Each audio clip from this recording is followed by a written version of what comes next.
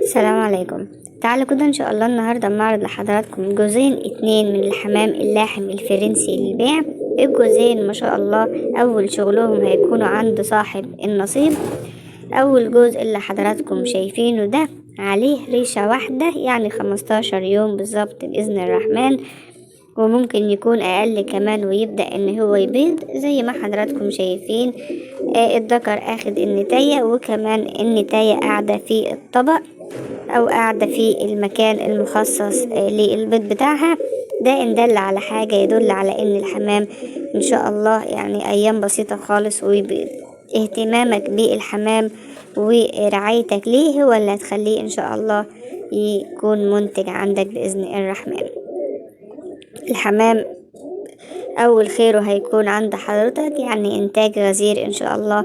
الحمام لما بنهتم بيه في بداية حمامه بيبقى انتاجه كويس جدا، وبصراحة بيكون حاجة مبشرة بإذن الرحمن.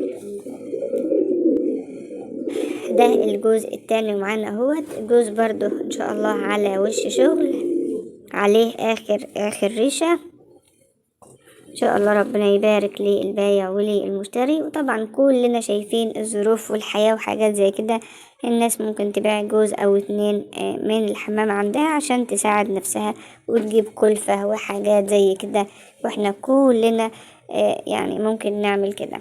دول جوزين، لو حد بيدور على جوزين او حاجة، الاتنين بصراحة كويسين جدا، والاتنين اجمل ما فيهم ان هما يعني بإذن الرحمن على وش شغل. يعني خيرهم هيكون لحضرتك حمام صغير في السن، وكمان من أهالي طيبة. يعني صاحب الحمام بيقول إن الحمام بيلحم العيش في العيش، وإنتاجه طيب وكويس جدا. الحمام أو جوزين الحمام زي ما حضراتكم شفتوهم، اللي يعجبه الحمام إن شاء الله يتفضل يتواصل معايا، وإن شاء الله ربنا يبارك للبيع وكمان يبارك للمشتري.